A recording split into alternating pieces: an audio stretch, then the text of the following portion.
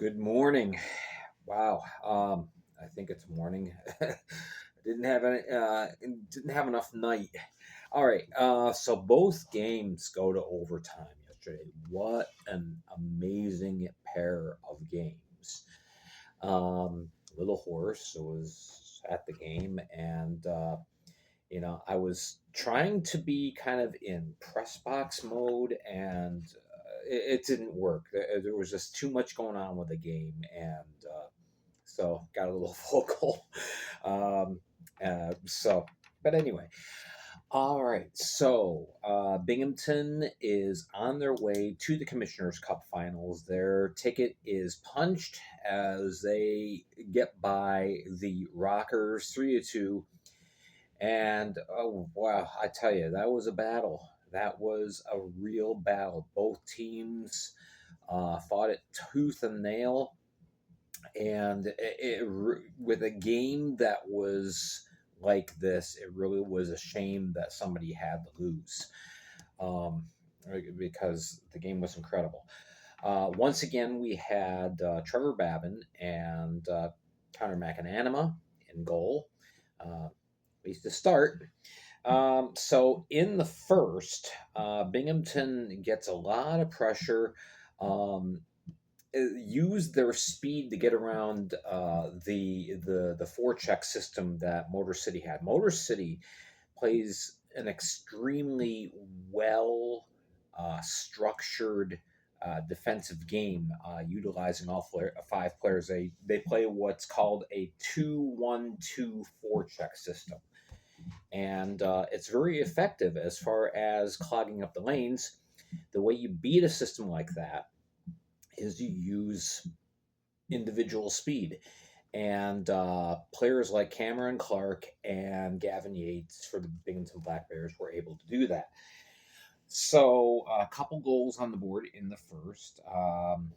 We had Josh Fletcher scoring at 8:23 for the Black Bears. And then 5 minutes later, 13:25, it's Connor Smith. He gets on the board. It's 2-0. And things are looking pretty rosy for Binghamton. They're thinking, hey, we got home ice advantage. Maybe this isn't going to be too hard.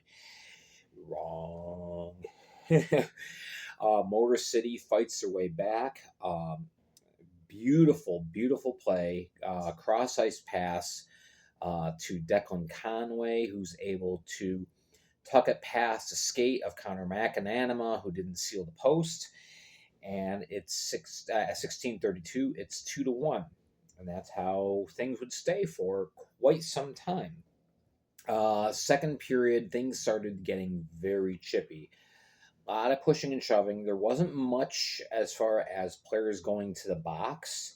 Yeah, the referees let a lot of stuff go, and initially, I thought that's fine. I personally prefer a game in which you don't have a revolving door into the sin bin, that the players are allowed to play and decide the game on ice. Um, but things started to devolve as the game went on. By the time we got to the third period, things were getting a lot more contentious on the ice. There was just a lot of uh, chivalry tossed out the window, shall we say. Um, Game became a lot less gentlemanly and a little bit more brutal. And it got to the point where the referees needed to start calling stuff, and they didn't. And so the game continued to devolve until the 11:26 mark, when things blew up, and Trevor Babin and Tyson Kirkby traded blows. Um, the whole thing devolved. The whole mass of it was a full line brawl, 6-on-6. Well, I'd say 6-on-5 because Connor McAnanima was the only one that wasn't involved. Um, but anyway, everybody's gathering. there's stuff going on in the corner. There's stuff going on in the opposite corner. There's stuff going on in the slot. There's stuff going on behind the goal. And in the end, we had three players that got misconducts. Kirkby got a 10-minute misconduct. Svintov, not Svintov, I'm sorry. It was Rotondi. He ends up getting a 10-minute misconduct plus a minor penalty for a slash. And that was the difference with that. And then Babs got tossed. The referees had enough and said, "You're done." Took quite a while to get him off the ice. He just kind of hung by the door. But so anyway, at 11:26, Babin's out, and Ricardo Gonzalez comes in, and he played the rest of the way and played pretty darn well. So we get to the final minute, and the Rockers finally have a chance to pull Gonzalez for the extra attacker. We get a face-off with 12 seconds left.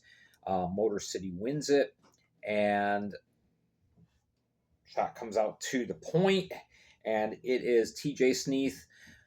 He shoots the puck. It goes off one stick. It goes off another stick. And by the time it gets to McAnanima, it is just creeping along and through his 5-hole. 5.4 seconds left, and Motor City has tied it up.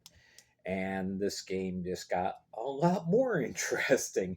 So, the game, the third period ends. Now, through 3 periods, shots were, let me do some math here real quick.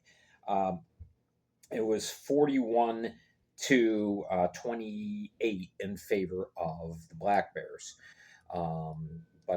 This game was far from over.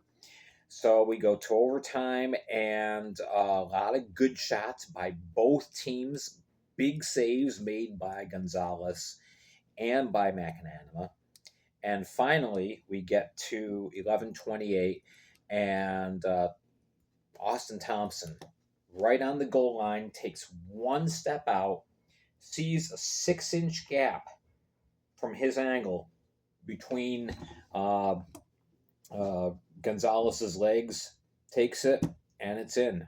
An impossible angle shot, and that's the game winner, 3-2. And so Binghamton wins the series 2-1. Final shots 53-36. So Sneath a goal and assist, Conway with a goal and assist, Trevor Babin in 51-26 saved 32 of 34. A lot of stuff went on in this game that I could spend all day talking about, but we don't have the time.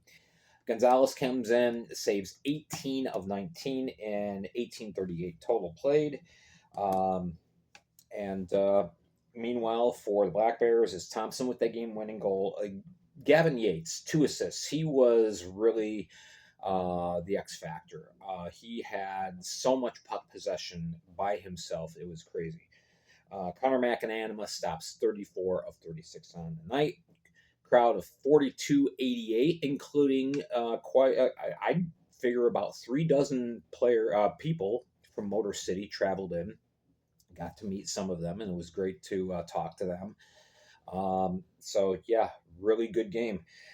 So we go to the second game, and that is the Thunderbirds and the River Dragons. River Dragons trying to close things out, but early, Carolina have finally figured out a way of slowing Columbus down. Cavallari in goal this time for the Thunderbirds. Colgan once again in net for the River Dragons. And we get through the first period. Thunderbirds held Columbus to 12 shots in the first period, which that's a pretty good feat. Gus Ford, in the meantime, scores at 18:46 on the power play to put the Thunderbirds up by 1. We go through the second period. Both goaltenders making huge saves. A lot of back and forth action. And again, Thunderbird defense really clamping down. Only 6 shots on goal for the River Dragons in the second period.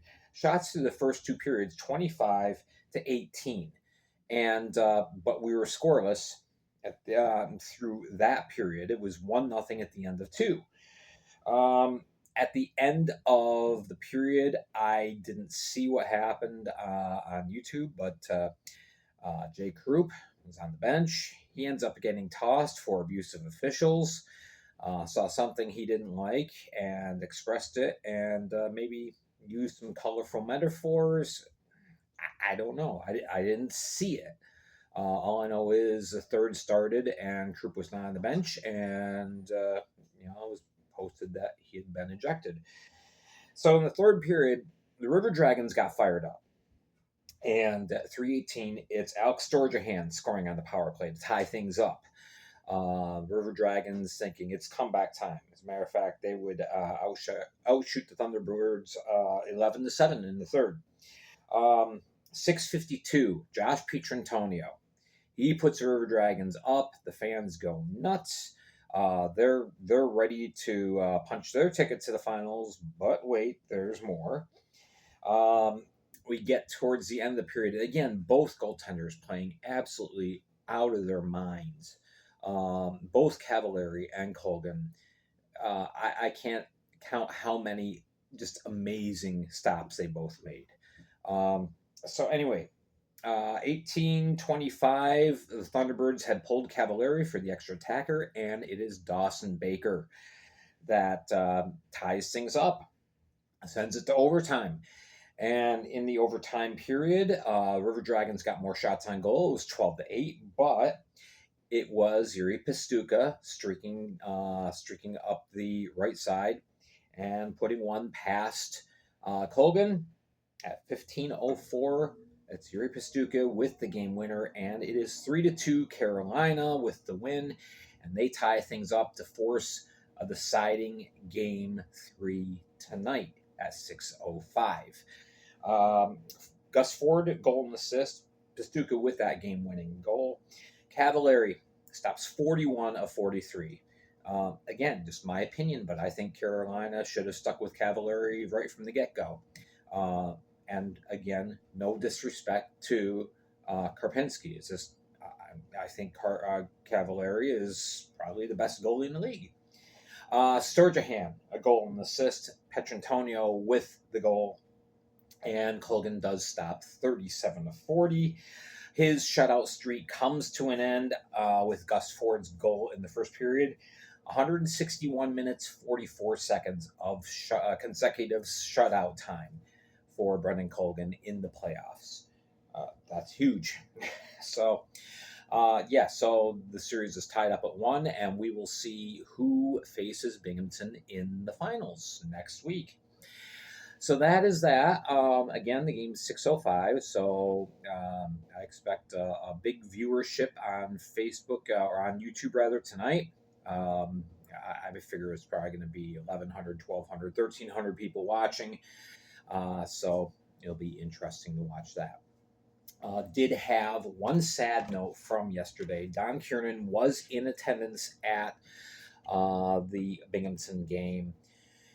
It is confirmed Elmira is not returning for next season. The CCIDA made their decision. Kiernan made several offers. He was willing to lose his shirt to keep hockey going in Elmira, and the CCIDA just wasn't interested. So yeah, I guess pro hockey is dead in Elmira, and it's sad to say that. It's sad to see that. So the dispersal draft will be taking place sometime, I would assume, either in late May or in early June, and then we'll have our expansion draft, and we'll go on from there. All right, so that's the news for the day. I will try to do a Facebook Live video tomorrow. I've got to travel to the Bronx, so by the time the game gets over tonight, I don't know if I'm going to be able to put together a YouTube video or not. We'll see. All right, so you watch for YouTube or Facebook Live for wrap up on Game 3. All right, thanks for watching. Make sure you hit like and subscribe. Make sure you're following me on both Facebook and on YouTube. Spotify is ending this week, so I thank you for listening there. But yeah, we're going to be narrowing it down to just 2 platforms. All right, thank you so much. I'm Gary Ryan for the Fed League Flash. Have a great day.